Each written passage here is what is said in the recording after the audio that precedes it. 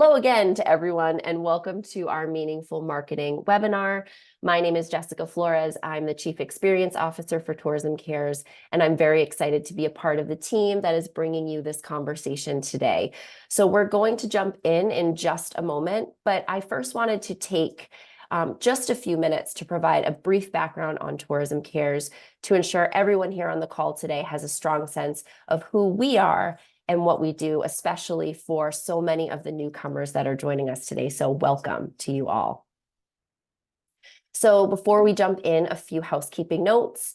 Please use the chat today to interact, to introduce yourself, to share links and resources that you might have. Our team here at Tourism Cares will also be posting links in the chat throughout any of our programs or opportunities mentioned during the panel conversation today. Please use the Q&A function at the bottom of your screen in your toolbar to ask questions of our panelists. We'll make sure to leave a few minutes at the end to answer those questions. Closed captioning is available today, and this webinar will be recorded and circulated post-webinar in a follow-up email. Okay, so let's jump in. For the past 20 years, Tourism Cares has been dedicated to ensuring that travel is used as a force for good. And in everything that we do, we're guided by our underlying mission of uniting the travel industry and serving as a catalyst for positive social, environmental, and economic impact for the people and places of travel. And we are a nonprofit organization in the sustainable tourism space that supports travel companies, large and small, from every sector and segment of travel, by providing resources, education, and programming to empower them in advancing their sustainability journeys. We facilitate connections from the trade to tourism communities that inspire our members to create meaningful connections by mobilizing them to employ, empower, and support local change makers and communities. And we recognize that sustainability is a journey. There are many of you here on the call today that are just starting to engage in these kinds of conversations, and some of you that are leading the way. And we understand that sustainability is a very big, sometimes challenging space, but the foundation is in collaboration. So Tourism Cares provides spaces like these to come together to work through that journey together. And there are so many terms in the sustainability space: responsible tourism, regenerative tourism, sustainable tourism. You'll hear a number of those phrases today. And I'm going to throw one more at you, and that's meaningful travel. And at Tourism Cares, we use that phrase when we talk about sustainability.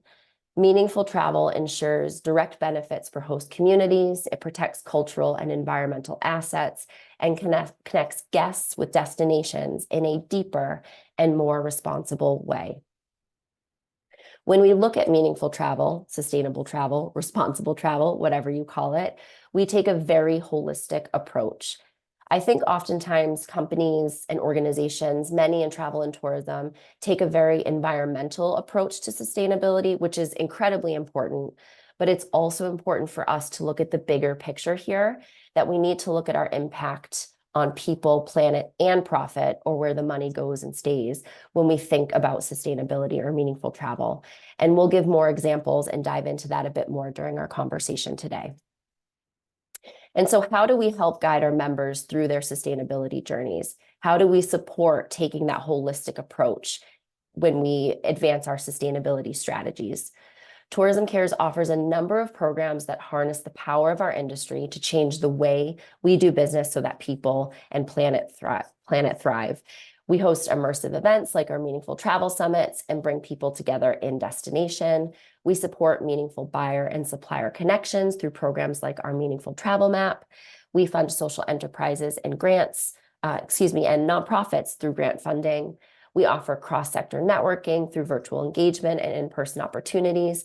And we offer education and professional development in the sustainability space through our online platforms and hosted conversations like the one we are having today. And so with that, I'd like to hand it over to our moderator, very close friend to Tourism Cares and board member, Brian Kincaid, VP Publisher for Afar Media. Brian? Thank you, Jess. Can you guys all hear me? I'm going to assume yes, unless I hear otherwise. Um, Thank you all so much for joining. I'm beyond excited for a really timely and engaging discussion today. And thank you, Jess, and the entire team at Tourism Cares, both for hosting today and all the work you do on behalf of the tourism industry and for the planet, honestly. I've been a proud supporter of Tourism Cares for 15 years now and a dedicated member of the board of directors for the past few years. And again, it's such a privilege to be with you guys all today. We're here today as part of a series of webinars that Tourism Cares is hosting in celebration of Earth Day on Monday and Earth Month throughout April. And this is just one of the many things Tourism Cares does for professional development and training for the industry. But judging by the almost 500 registrations today, I think a really timely topic that we're going to dive into. So with the global spotlight shining brightly on environmental conservation and responsible travel practices, there's no better time to delve into the critical topic of meaningful marketing and its role in ensuring the well-being of both our planet and local communities. But before we get before we get too deep into things and bring in our panelists, I wanted to share two key insights that led us to today's topic, and we'll try to unpack those over the course of the next hour. The first, and I'm sure most of you on the call can attest, the role of a DMO has shifted dramatically over the past few years, with destination stewardship, community engagement, and advocacy replacing traditional destination management and marketing. Now, your local residents are your destination's most important asset. You'll hear that a couple of times today, but it's absolutely critical that they're part of the tourism conversation and can see themselves and their values reflected in your outward-facing marketing efforts. And the second one, as travel content becomes more commoditized, values-based storytelling, meaningful storytelling, and that resident-centric marketing resonates not only with your local community, but also with high-value, discerning travelers now more than ever. And with the rise of AI-written guidebooks, paid-for top 10 lists and awards, ad-driven social media algorithms, sponsored influencers, and the mind-numbing millions of YouTube videos out there, there's just a huge opportunity to leverage these locally inspired and informed values-based storytelling to cut through the clutter. Agreed. So again, those two things, the shifting role of DMOs and the importance of traveler-centric, meaningful marketing strategies have created a really great opportunity that we'll try to get into today. So a little context. Again, thanks, Jess. I'm the vice president and publisher of FAR, a role I've now proudly had for the last 10 years. And at FAR, we're celebrating our 15th anniversary and have always been fueled by our unwavering mission to make a positive impact on the world through high-quality storytelling that inspires, enriches, and empowers travelers who care.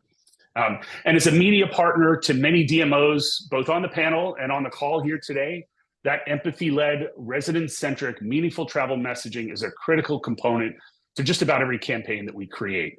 Both brands and destinations earn the trust of our audience when we partner to amplify credible local stories that help travelers feel connected to their own sustainable values. This approach allows DMOs, large and small, to take on their role as destination stewards that both endears them to the local communities, it protects their natural resources, all the while attracting responsible travelers who will be better guests of the places they visit. I could not be more excited with the diversity of viewpoints represented on this panel today, from the vibrant communities of Thailand to the wildlife of Svalbard, the makers and creators of a very exciting time in Detroit, onto the indigenous tribes and natural beauty of Panama. I think there is something for everyone in the audience, and there's so much to learn from these panelists. So without further ado, let me bring in our panelists, and if I could ask each of you to briefly introduce yourself, give a bit of an overview of your sustainability program, and then how that marketing strategy intersects. And why don't we start with you, Stan, from Visit Detroit? Well, thank you, Brian, and congratulations to FAR for 15 years of bringing amazing resources to this community. So I'm excited to be here. I'm Stan Smith. Some people think that I am the guy who has the shoe company. I am not that guy. I have not seen a penny from that deal, but I do wear the shoes. So I am the Senior Director of Marketing here at Visit Detroit. I have the incredible honor of telling Detroit's story globally. Detroit is an iconic place, and we are really focused on making sure that not only does the world know about Detroit, but is also inspired by our story and how we can create those experiences in the lives of our travelers and meeting attendees. So like I said, I'm excited to be here. And just a little bit, just quickly about myself, I am a newly minted Lions fan. So if you've kind of followed our journey here in Detroit, you'll understand why I'm newly minted. But it's been an exciting time here, and we'll be hosting the NFL draft here next week. So excited about that as well. Excellent. Thank you, Stan.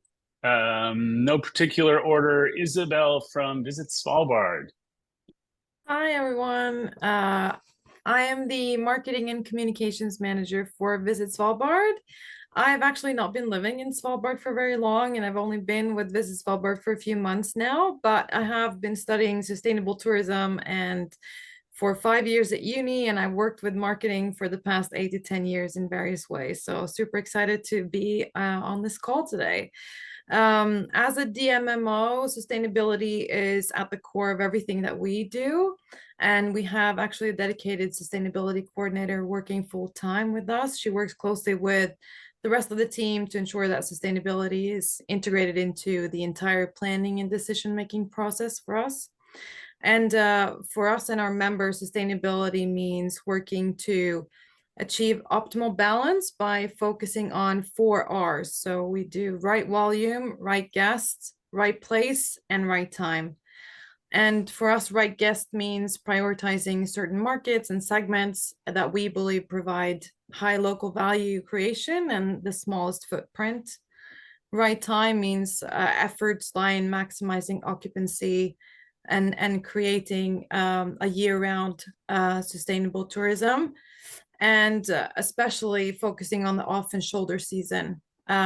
This has enabled us to have like a more sustainable tourism economy, which means predictability for our members and the opportunity for them to have year-round talented staff and keep them year on year. So we can also dive deeper into right place and right volume later on in the call.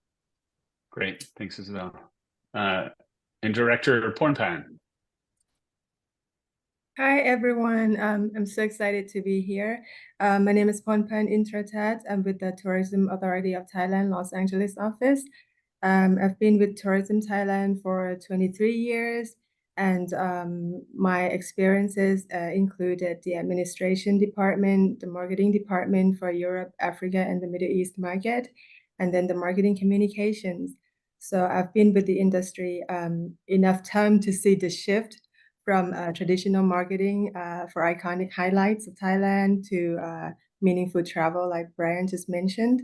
And the huge shift was seen right after the pandemic, of course, where we saw that the trend was moving towards sustainability.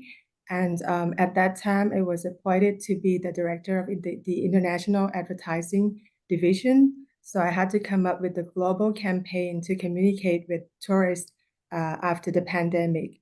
And we saw that sustainability would becoming, bigger than ever for the tourism industry. And then we had to research on how Thailand was positioned for sustainability. But then we again know that Thailand may be everything, diverse, authentic, unique, but we're not in the list of sustainable destinations. And then we try to find the ways to communicate that to our tourists. And then actually we've done so much on domestic travel for sustainability programs, and it has never gone into the global platform. So that was when we try to, we actually have the products and services ready, but we didn't put it forward to the global platform yet. So that's when we started to do the international marketing for sustainability programs. And we just partnered with Tourism Cares last year, and we saw a very positive feedback from the government, the organization and also the local communities, which I will be talking about in the call later. Great. Yeah. Thank you so much. And excuse me. And Fernando, on to you. Thank you, Brian, and hello, everyone. My name is Fernando Fondavila. I am the CEO of the Destination Marketing Organization for Panama, known as Visit Panama. And I am extremely pleased and proud to be part of the panel today and have the opportunity to share some of our vision into a long-lasting sustainable tourism. First, our vision is to be recognized as a world-class destination due to the extraordinary richness and diversity based on our cultural and natural heritage and the quality of our services.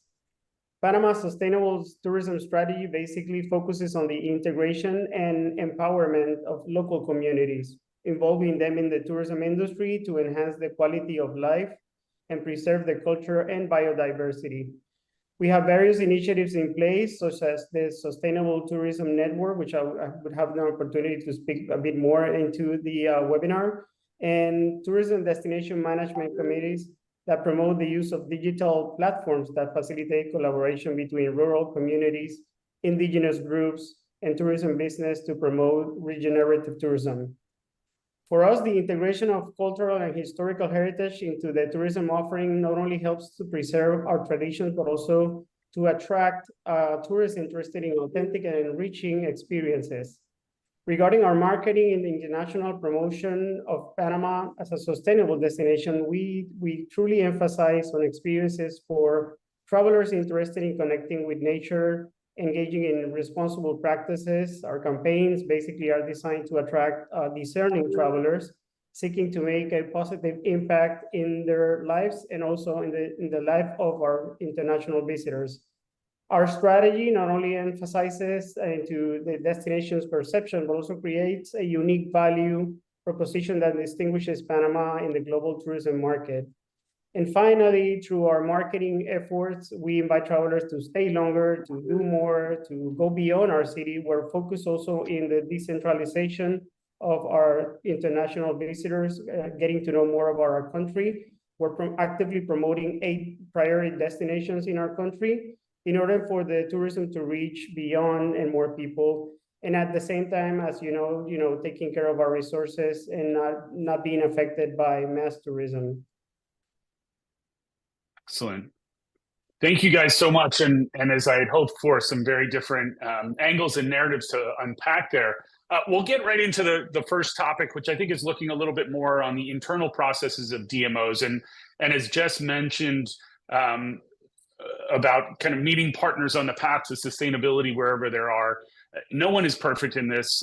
We've all got a long way to go, but when it comes to sustainability, I think it's very important that you're walking the walk before you talk the talk to ensure that an authentic and responsible representation of your destination is communicated externally to your visitors. So Isabel, I'm going to come to you first, and I'm just curious to learn a little bit more about some of those internal policies and guidelines to make sure that your staff is marketing the destination responsibly. Kind of where did you guys start, and where do you think DMOs should be starting in this process?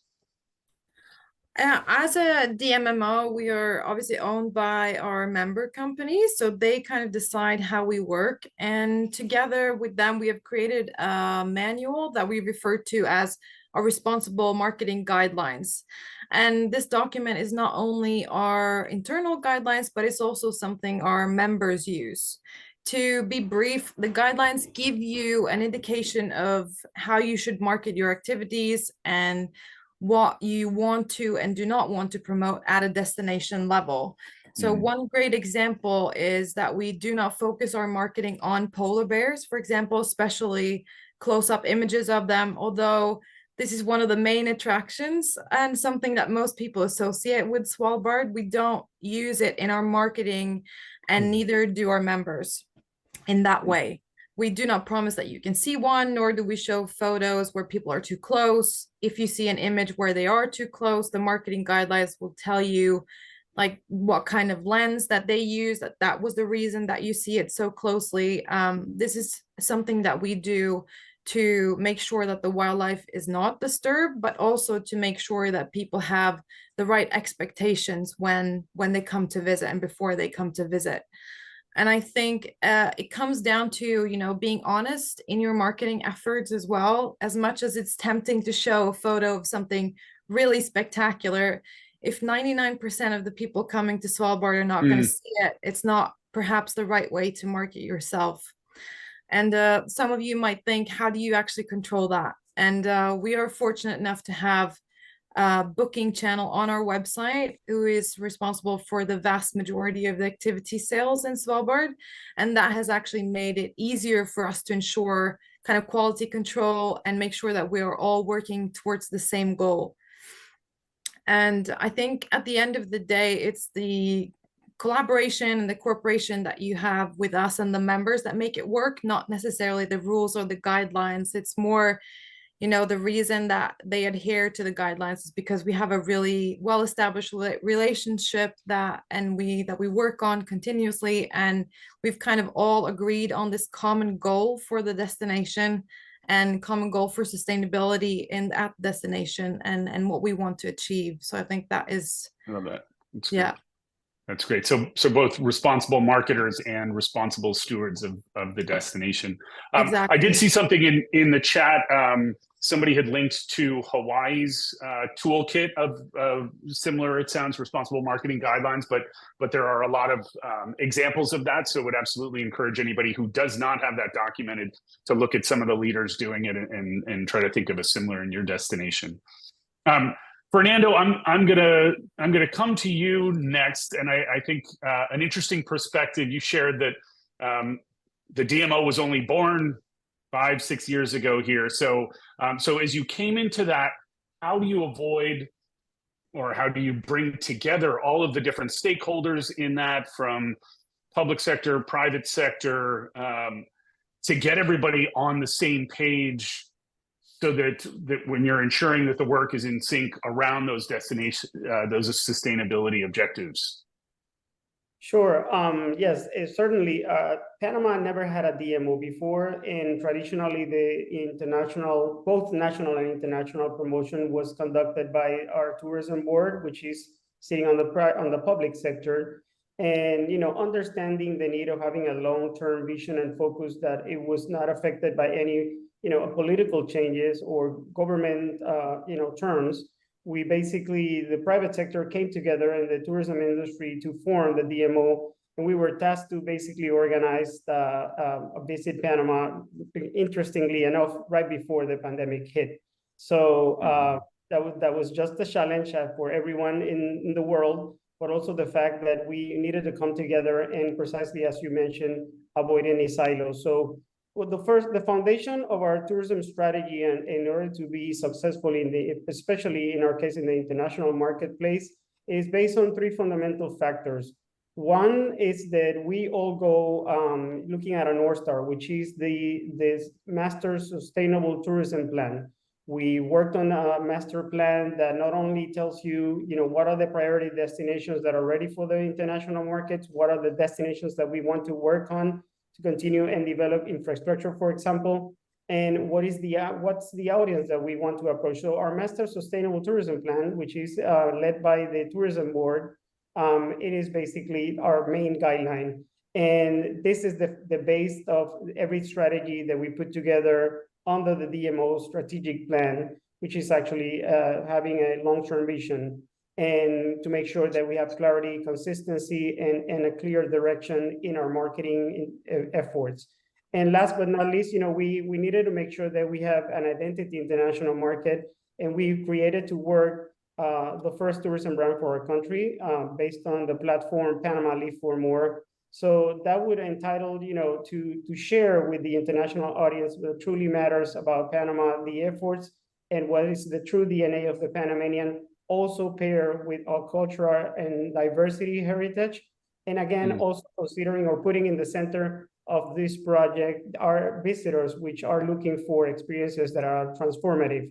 So we work very hand in hand together. The key is to have a vision and the strategy and align efforts And we're always trying to do our best effort not to be, precisely stepping on each other's toes. Everybody knows what are the responsibilities in order to achieve success and to have a platform in the international market that portrays our unique offering.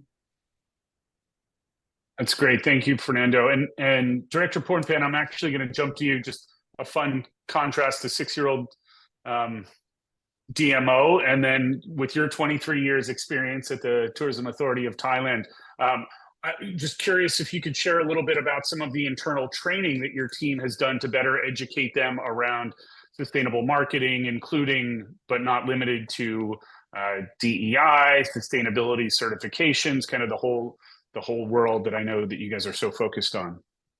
Yes, for Thailand, we're doing several trainings and initiatives to educate both our team members and also the supply side. And internally, sustainability has been included as one of the strategic objectives for Thailand as a destination. Like Svalbard and Panama, we have been listed as a top priority in our policy and planning. And we have also the guidelines, which we call the Sustainable Tourism Goals, or STG, for the internal guidelines. And we have the section that develops training programs for our team members and also the partners in the public and private sectors alike. And we do so many workshops, trainings for internally and also all the partners. And the section that I was talking about is responsible directly for the organization's sustainability goals. And they are the center for the information collection of all the things that we do, be it product development, the marketing efforts, the corporate social responsibilities, and so on. And apart from the training programs, we also have hotels and local communities and also the DMCs to join the workshops and to share knowledge that we have. And we're trying to shift also not just us as the DMO, we also try to shift the supply side to move forward to sustainability as well. And for standardization and certifications, we've come up with so many initiatives, starting from the small things such as we putting a criteria for the hotels and tour operators that would like to join us under the Amazing Thailand brand pavilion at the travel shows. We're putting a criteria that they need to submit information about their sustainability programs, what they do in their management or operations to be able to go to the travel shows under our Amazing Thailand umbrella. And we also did a lot of things for the ratings stars, we do the Green Leaf Hotels, which is giving the ratings for hotels that are doing more on the sustainability programs. We're doing the Star Sustainable Tourism Accelerating Rating, which is to certify the hotels and tour operators and even local communities that they're doing the right thing for their business. That's great. That's great. Sustainability. Yeah. And we're also doing the Thailand Tourism Awards. We've done that 20 years, and it's taking place once in 2 years to certify the certain standards for hotels and tour packages. And we have so many different categories. We have accommodation, health and wellness, and we have just recently launched the new category on low carbon and sustainability category. Excellent. You guys have a lot going on. Congratulations. Exciting. Also, just a quick plug for Tourism Cares. If you're not familiar with it, there is a meaningful travel platform with tremendous online educational resources for travel trade, including research, original content, and even kind of a modular training program that as a member and any of your team can go through that and learn more about the meaningful travel platform. Stan, in our prep, you shared a term that I'm really excited for you to talk a little bit more about, integrated sustainability. If you could talk a little bit more about what that means and how that's led to some of the discussions within Visit Detroit and within your community. Sure, happy to. When we started our sustainability journey, we kind of went back to something that we've seen in Detroit often, is that there's no new ideas. There are folks who have been working, leaders have been working on sustainability for years. Before it was even cool to talk about sustainability, they were working on it. So really, from our standpoint, we really wanted to uncover what was already happening in our city, and then use our role as the DMO to really support and reinforce, and even in some situations, fund sustainability efforts that are already happening in the city. So integrated sustainability is our way of bringing three important areas of sustainability into focus for us. So first, there's environmental sustainability, which everyone on this call, I'm sure, are very familiar with. But in Detroit, as a city destination, we definitely have a different take on what environmental sustainability is, and really just looking at the initiatives that are already happening. So urban farming is an amazing and growing area in Detroit, and really making sure that turning a lot of our green areas into urban farming areas and helping communities feed themselves, as well as being able to have something that is a treasure, an asset for the community, was one thing. Composting, huge in an urban setting, and has an amazing impact on waste management here in the city. Most people don't realize that Detroit sits on a river, and across the river is Canada. So we have an extended riverfront, and protecting that riverfront, making sure that it's taken care of as well as enjoyed by those who visit the city, is important. And as a city, green spaces are incredibly attractive, not only for our visitors, but for our residents as well. So from an environmental standpoint, we are encouraging not only our travelers, but also businesses that come here to meet here. We want to make sure that they respect that. The second prong of integrated sustainability is cultural immersion. So Detroit, and we're proud of this distinction, is that we're a majority Black, brown city.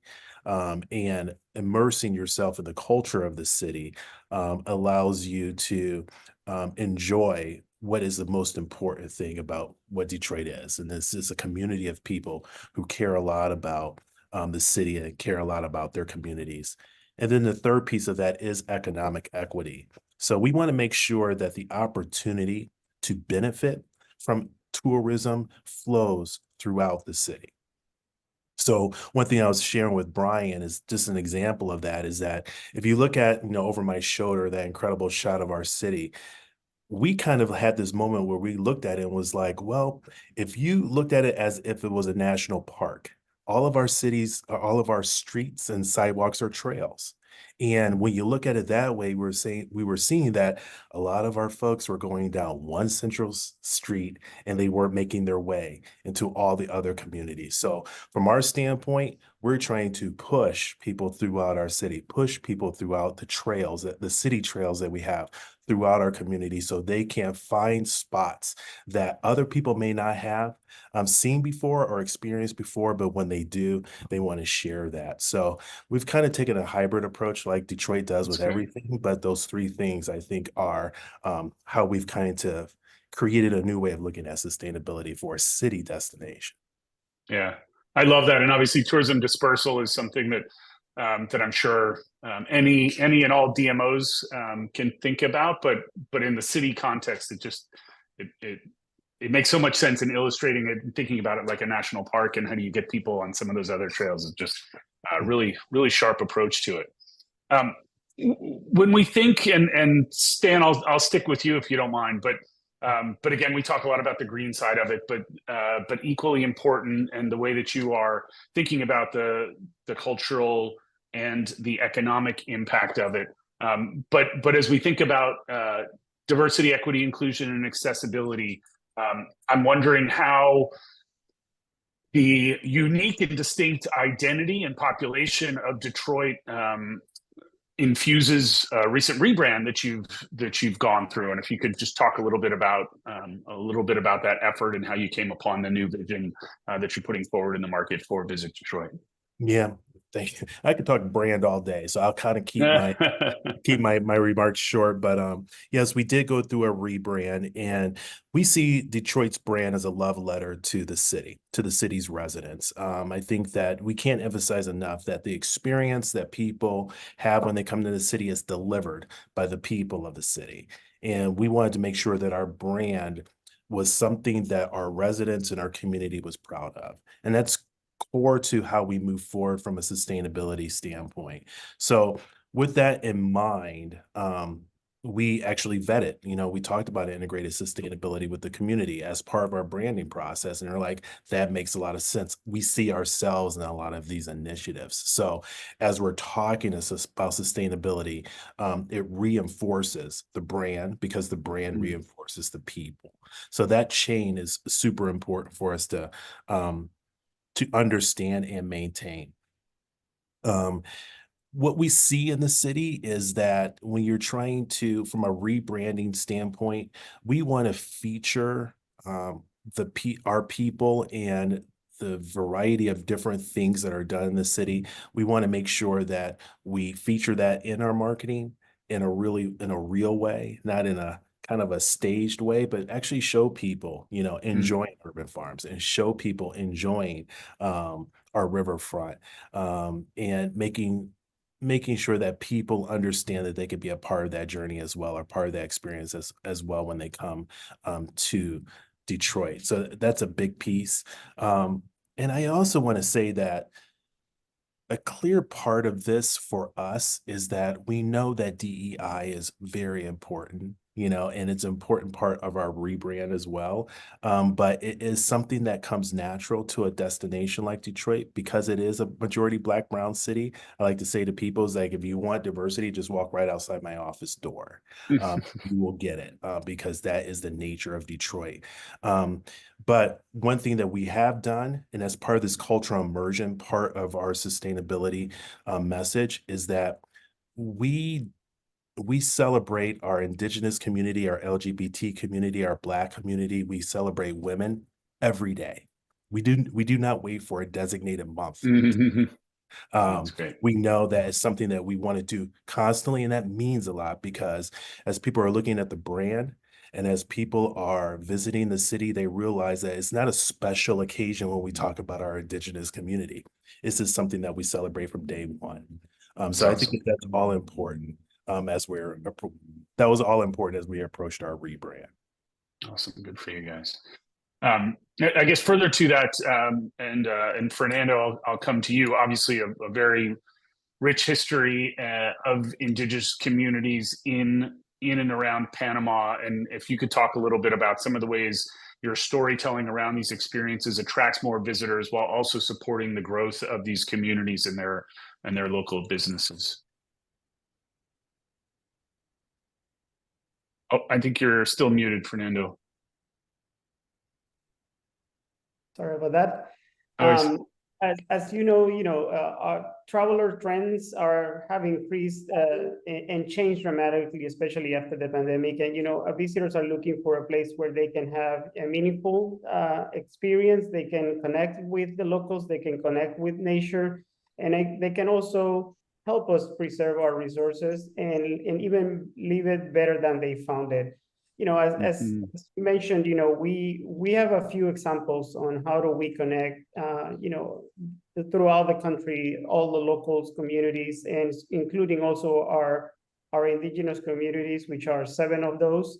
Well, first of all, when it comes to making sure that the sustainable practices are all across the board and the strategies are actually being executed in a timely manner, but in a respectful way, we have created between the public and the private sector destination management committees that basically are looking to become a way or a model of management that tracks the programs that we have said we were going to execute in tourist destinations alongside the community stakeholders. And these are 8 communities or 8 destination commitments, communities that basically we monitor the projects, we include the locals, including our indigenous communities, and strategies are carried out through a sustainable master tourism plan. When it comes to our indigenous communities, we have defined a program that is called Indigenous Panama, which is a circuit that has been developed as part of our heritage routes in our master sustainable tourism plan. And this project basically aims to showcase the worldview and traditions of our authentic indigenous communities, allowing travelers to connect with their wisdom, with their spiritual connection, and nature. For example, these are basically scattered around the country, not only sitting in the capital, but near the capital, just 25 minutes away. Travelers can disembark to one of our ports, and they're transported to an indigenous communities in the Chagres Basin, which is basically around the Panama Canal. And throughout these in communities, the locals can offer immersive tourist experiences such as walking trails through medicinal plants. They can visit waterfalls surrounded with virgin lush jungles. They can actually have some tattoo made with natural ink. It's called Jagua. They participate in dances and they taste indigenous cuisine. So they basically are infused with the local and the spiritual wisdom of our indigenous community.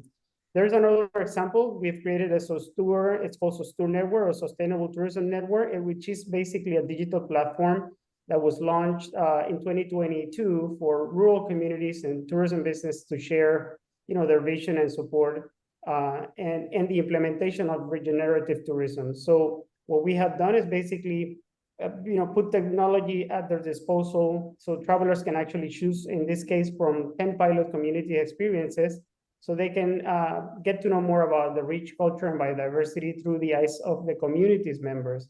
And another example, it's our 1,000 kilometer of trails. It's an initiative led by the tourism board, and it's also, constantly basically showcased by the destination marketing organization.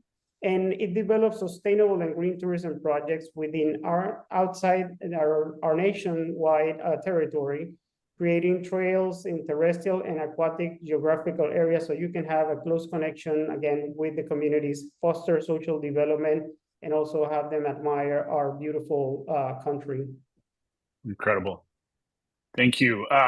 Also, would just point everybody to Tourism Care's Meaningful Travel Map. I think all of the panelists represented here today, amongst a lot of others, have some of their local suppliers that meet those criteria highlighted on the map, but increasingly consumers will be looking for that. And so to be able to put those forward throughout your own DMO sites, as well as through the Meaningful Travel Map, I think a very important way to connect your product with increasingly what more and more travelers are looking for. So we're down to the last 15 minutes, so we'll try to move through quickly here, but still a lot more that I wanted to unpack. And I think I'll go to you, Director Pornpan, and just again thinking about the traditional marketing efforts in iconic Thailand that I think all of us know and love, and obviously are looking to experience a part of when we visit there. How do you move people away from those? Again, going back to that tourism dispersal and creating some change and disruption in the traveler's mindset.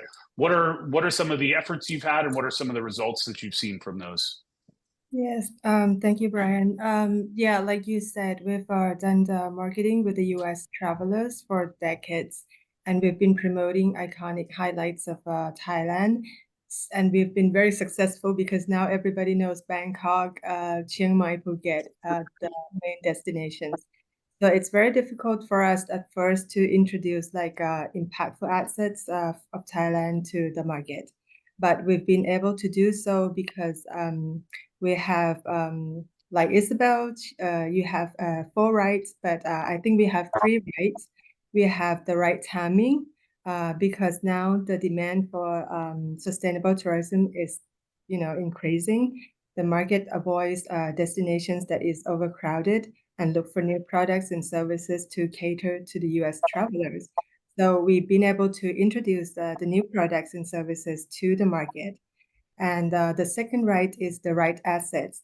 Like I've mentioned before, that we've done so many sustainability programs domestically, but we have never put them on the global platform. So we have the right assets, but then we need to showcase them on a global scale. And third right is the right partner. We found Tourism Cares, and they've been doing this for like 20 years. And so it's just the right partner for us to elevate what we have domestically and put it on the global platform for the international tourists to know. And from the partnership, we've seen positive feedback from Tourism Cares and the FAM participants that we just did the FAM trip last month. We've seen the enthusiasm among the Thai suppliers, the hotels, the DMCs, the local communities. We had the education session with our suppliers, and there were like about over 100 people attended Wow, the session. that's great. And the management also, very appreciated the partnership that we have with Tourism Cares, and they really want to push forward for us to work continuously with Tourism Cares for the future. And so we're thinking that we are walking to the right path, and maybe not yet the top of my destinations for sustainability, but we are getting there. Excellent.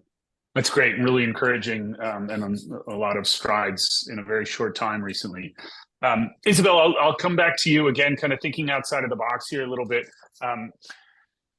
Wanted to hear a little bit more about how you got consensus from some of the stakeholders to mitigate the negative impacts of tourism overcrowding, as an example, I'm sure, peak season travel, and then really what power, if any, does the marketing team have in helping resolve these issues?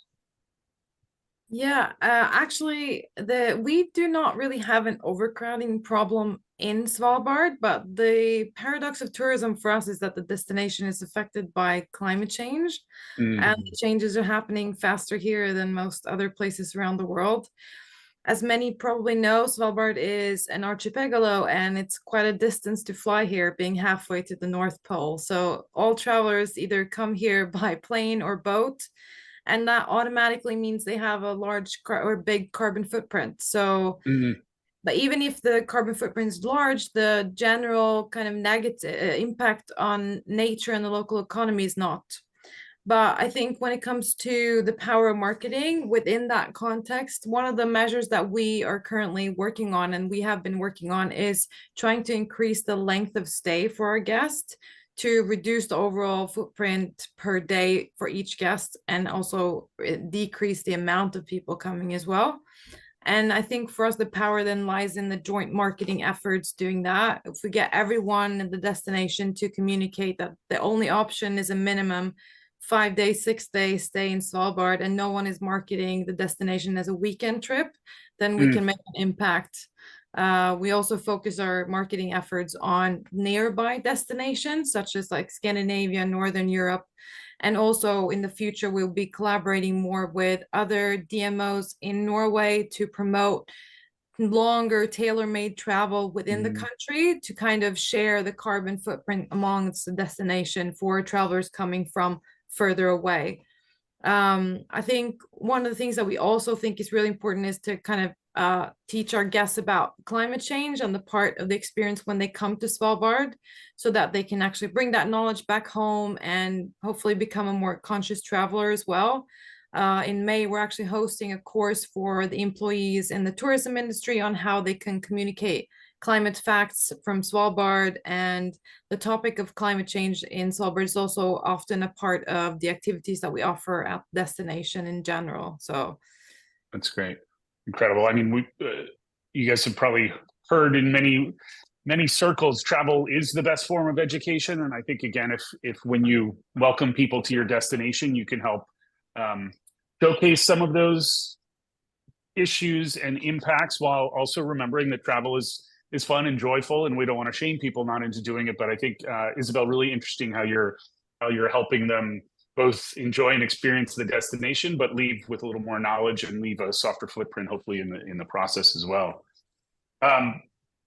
Fernando, I'm gonna come back to you again, as we kind of think outside the box a little bit, I think we have quite a few meeting and incentive planners on the call today. Many DMOs obviously have that as a big part of their focus and their mandate. Is the sustainability narrative, is that resonating with the MICE industry, MICE meeting, incentive, conference, and events for those on the call? But is that a narrative that's entering into the mix there? It certainly is. It's a rising topic within the business events industry. We as a destination marketing organization are carrying or promoting not only leisure but also business events, or what we know as MICE segment. And we consider the business events industry a catalyst for not only the economic impact but also for the social development and legacy. In that sense, we have developed a few initiatives that foster the community to collaborate with us. So we have a program of associate leaders that are leaders from different disciplines and organizations, especially non-for-profit, that are basically wanting to collaborate not only to promote the country, but also bring knowledge, innovation, and more social development and sustainability to our country, and inclusivity. So that is one initiative that we have put in place. And the other one is that we have become the 5th association hub in connection or in collaboration with ICA, the 5th association hub in the world. And this is basically a platform that we have created for the country and for Latin America with a socially and enduringly sustainable impact. So in addition to the knowledge exchange, we're looking at, we have more than 170 multi-regional organizations based in Panama, and we want them to collaborate and help us not only continue to develop beyond the capital, our country and our local communities, and have them inclusive into our efforts, but also make sure that we care for not only our nature, but also for the sustainability of everybody in the communities. And this is the intention, to attract expertise, research, and for them to invest and foster growth and innovation in all sectors and industry crucial to the region's sustainability and development. That's great. Thank you. Stan, I'm going to come to you and going back to something that you had shared before. And as a huge fan and visitor of the city of Detroit, the craftsmen, the makers, the artisans, the restaurateurs are so front and center in the travel experience. But curious kind of how, as a DMO, you capture that energy and share that with the world to attract more responsible travelers to come visit the city. Yeah. We took a really radical approach to this. I think that what we decided to do last year really was that we decided not to pay for influencers to come to the city. We decided to put the money that we would put towards influencers to fly into Detroit into creating a community of local creators, makers, videographers, and giving them a platform to work with Visit Detroit, but also to get their art, their work out there. So when we started, we had 5 writers. Now we have over 200 writers, creators, and videographers. 90% of the content that you will see from Visit Detroit is taken by or videotaped by a creator or a maker or a founder in the city of Detroit. The reason why that's important is because people want to cherish and protect a city when they understand that the people of that city, they see the care that they have placed into the community. So a lot of people come to our city already knowing so much about the city because they've seen these local creators. Now, all of us know that Gen Z millennials care a lot about the authenticity of a brand. And by focusing on our local creators first, I feel like that has really been the difference. My team is saying, please don't share that. That's our secret sauce, in a sense. But in a lot of ways, it is critically important for us. So, so when you want to talk about cherishing the Riverwalk, we know someone who loves the Riverwalk, and they're an amazing photographer. If you want to talk about green spaces, we go to the local creator to talk about those green spaces. Detroit also has a very kind of cool a cool eccentric quality to it is that every business has a community component, you know, so being able to talk to businesses and talk about how they're building into their community also gets back to those 3 pillars I talked about before. So I would say for us, we put our money where our mouth is and we focus on our local creators first. It doesn't mean that we don't work with outside influencers, but we feel that people come to our city because they want to enjoy and experience what the people of the city enjoy, and we want to make sure that's front and center.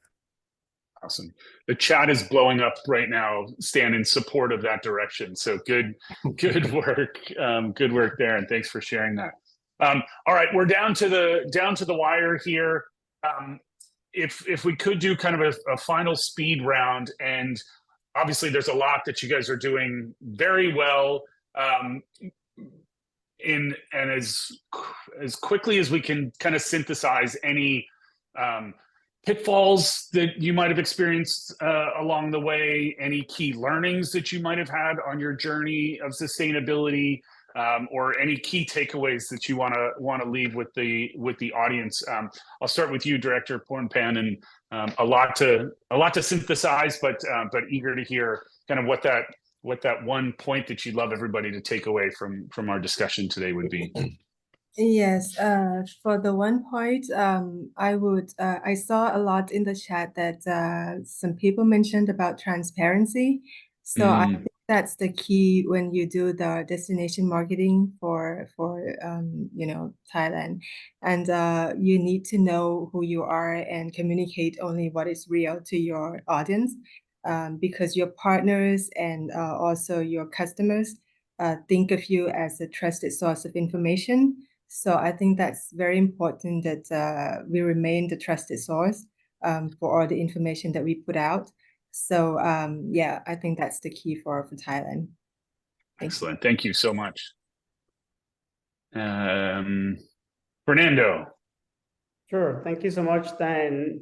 I mean, there's obviously, this is a topic that we can spend hours, and this is actually a long-term vision for all of us here, and particularly in our country.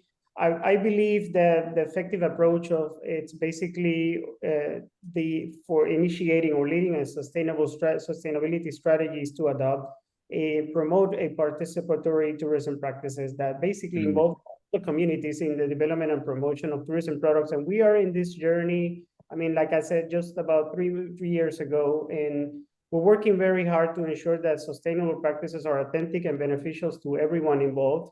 Additionally, we have defined, key in our strategy to establish partnership with the environmental and educational organizations that can broaden our understanding and commitment to sustainability. And last but not least, I would recommend my fellow leaders here in the webinar to inspire your teams to get to know better your destination, go beyond the capital, go beyond, the most remote destination or places within your country to connect with people and from the industry and the communities, and to listen and learn from them in order to better promote the country as a destination in a thoughtful and authentic way. Excellent. Thank you, Fernando. Isabel. I think you need to know a lot about both marketing and sustainability to be able to market it successfully. So I think that's why interdisciplinary collaboration is so crucial, sharing knowledge and expertise within your organization. But I also think that it's super important to kind of share knowledge and work together with, that can be other DMOs, that can be other, if you have like focus groups or something. In Norway, we have Visit Northern Norway, Visit Norway, where we have these focus groups that we share experiences, we share knowledge, thoughts, and ideas, and learn from each other. I think that is something because, together we can all do better, I guess. Yeah, absolutely. Well said. And Stan, final word to you, my friend.